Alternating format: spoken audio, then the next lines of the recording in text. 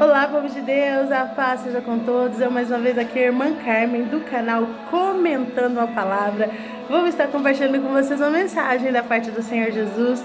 Hoje nós vamos para aquele que Deus, Ele mostra para nós que Ele verdadeiramente é o discípulo amado dele, que é o livro de João, que ele foi a testemunha ocular, né, da passagem de Jesus pelo Calvário, né? Então aqui a gente vai começar no livro de João, verso 19, aonde ele inicia essa questão da crucificação de Jesus, né?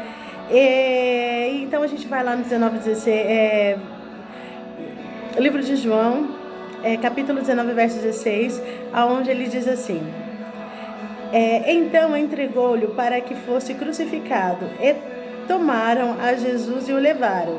E levaram ele às costas da sua cruz.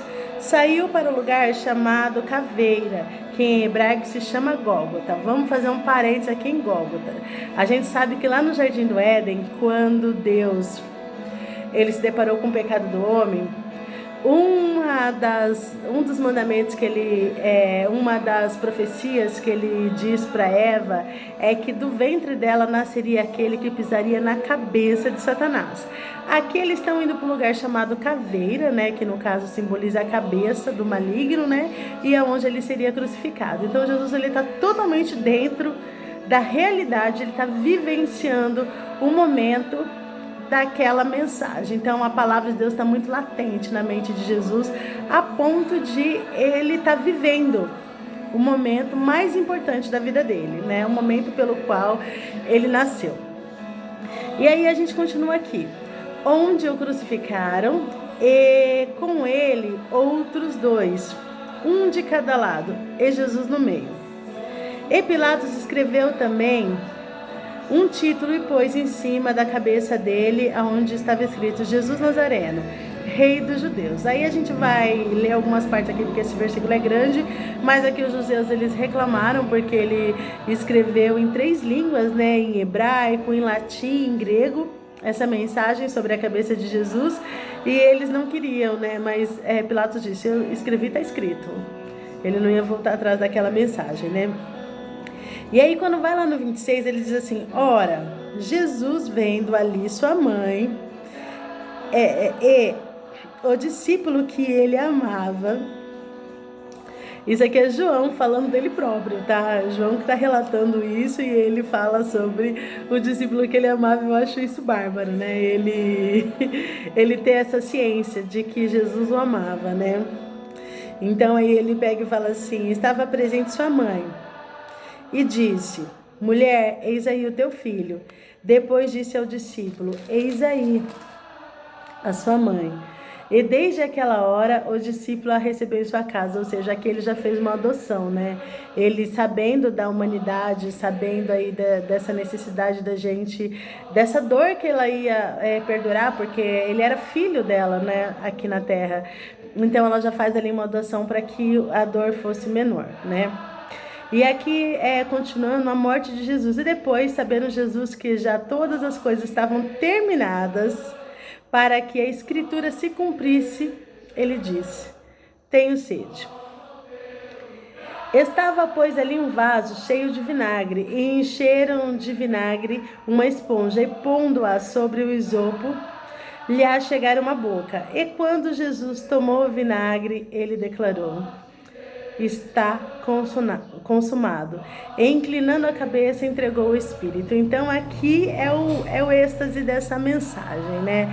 Aqui é a parte onde Jesus ele realmente consuma tudo aquilo que ele veio para fazer. Aqui ele estava na condição dele humana, concluído todo aquele processo, né, de cruz, que ele sabia que ele ia passar. Mas aqui, ó, a palavra de Deus aqui na mente dele, latente, vibrante, reluzente, né? Então ele não perdeu o foco do propósito que ele tinha, né? Então a gente vai começar aqui com oração, aonde nós vamos agradecer a Deus por este momento, por compartilhar essa palavra.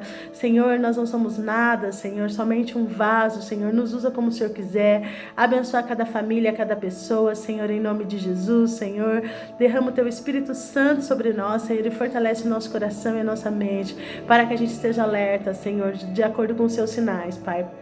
Em nome de Jesus, Senhor, e que a Tua palavra, Senhor, entre, Senhor, em nosso coração, até a nossa junta, até a nossa medula, Senhor, para que, Senhor, em nome de Jesus, a gente não se esqueça de nenhum detalhe do que o Senhor já planejou para cada um de nós.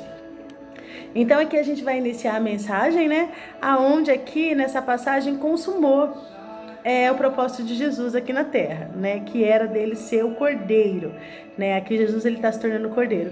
E antes de Jesus vinha João com a seguinte mensagem: arrependei-vos, pois lhe é chegado o reino de Deus. Aqui chegou o reino de Deus, amigos. Aqui, irmãos, o reino de Deus, ele é real. Aqui chegou o reino de Deus, que é o próprio Jesus Cristo, né? E aqui, aonde a gente tá nessa passagem, a gente percebe que Deus, ele dá limites para nós, ele impõe limites para nossa vida, para o nosso próprio bem, né? Para a gente não passar dos limites, para que a gente seja ricamente abençoados, né? E nós sabemos que o reino de Deus, ele tem sinais. Você percebe quando uma pessoa é sábia, quando ela age com bondade, quando ela devia ser cruel, ou então ela ser firme e ela decide agir com bondade. Você percebe que aquela pessoa é um sábio. Você percebe que aquela pessoa realmente tem muita sabedoria. Aquela pessoa está cheia de Deus. Ela renunciou ali aquela vontade dela, pegando as pessoas assim, e simplesmente ela decide fazer a vontade de Deus. Então isso é um sinal de Deus que a gente está lidando com alguém que é sábio, né? Então assim, aqui a gente encontra um Jesus que é totalmente sábio. Por quê? Porque ele decide viver a palavra, a parte que ele precisa viver, né? E aqui Jesus, ele com uma inteligência assim incrível, ele sabia que tudo estava consumado e o que faltava somente ele beber o vinagre, porque está escrito nas escrituras que ele beberia o vinagre. Aí ele diz: eu tenho sede. Ele não incita eles a darem o vinagre diretamente. Ele sabia que para que estivesse consumado ele teria que beber aquele vinagre, e ele sabia tudo que estava preparado. E ele diz: eu tenho sede. Aí na hora que dá aquele vinagre na boca dele, ele simplesmente diz: está consumado. Gente, que Jesus, que super Jesus a gente encontra aqui, né? Um homem que mesmo em meio a dores, ele ainda consegue revelar cada detalhe da mensagem de Deus que Deus tinha planejado para ele, né? Então aqui é muito interessante, né? E a gente sabe que o que Jesus vem trazer para nós é uma realidade. Ela não é uma aventura romantizada onde tudo vai dar certo, onde os nossos sonhos vão se realizar. Não, a gente está vendo aqui Jesus, alguém que viveu, né? A Bíblia ela nos relata que nós teríamos que seguir esse Jesus. E ele cumpriu a mensagem de Deus, ele foi o cumpridor de toda a palavra, né? Então a gente tem que saber que Jesus, ele sofreu, o corpo dele sofreu. Só que, irmãos, é muito interessante aqui, até fiz uma anotação aqui, aonde a gente sabe que nós, como seguidores de Jesus, nós teremos dores, nós seremos abatidos, mas a gente nunca vai ser destruído, né? E o corpo de Jesus, ele não se quebrou, porque é um sinal de Deus. Que qual é o propósito do maligno, né? Quando eles estavam lá na cruz e ele quebra umas pernas daqueles prisioneiros, a fúria do inimigo contra a nossa vida é que a gente para de caminhar na direção de Cristo, né? Mas aí, Jesus, ele vem com a mensagem de que ele foi machucado, ele foi ferido, porém ele estava inteiro. Nós somos o resultado desse verdadeiro, desse entregar de Jesus. Nós estamos aqui hoje porque ele se entregou completamente e ele não foi quebrado, irmãos.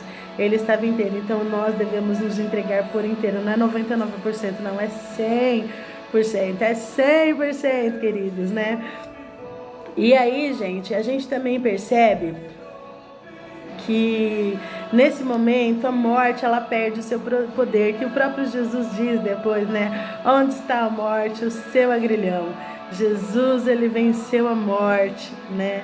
É o que nós estamos buscando, a gente chegar no reino de Deus inteiros, a gente chegar ali no reino de Deus, cumprindo a palavra que Deus planejou para nós, para que a gente consiga chegar à nossa morada eterna, a gente chegar no reino de Deus. E a gente não vai chegar sem bondade, a gente não vai chegar com máscara, né? É o nosso momento da gente tirar as máscaras e a gente verdadeiramente ser honestos com Deus em primeiro lugar e ser cumpridor da palavra, né? A gente precisa estar aqui, ó, com a palavra latente, como Jesus estava em todo o tempo, ser corajosos e a gente não ter medo de nada, irmãos. A gente precisa caminhar com Cristo no propósito dele. Eu vou aqui abrir rapidinho no livro de Mateus, capítulo 3, só para a gente estar compartilhando mais um pouquinho aqui da palavra de Deus, aonde diz a seguinte mensagem, que é João Batista que está falando, né? E naqueles dias apareceu João Batista pregando no deserto da Judéia e dizendo: arrependei-vos, pois lhe é chegado o reino dos céus.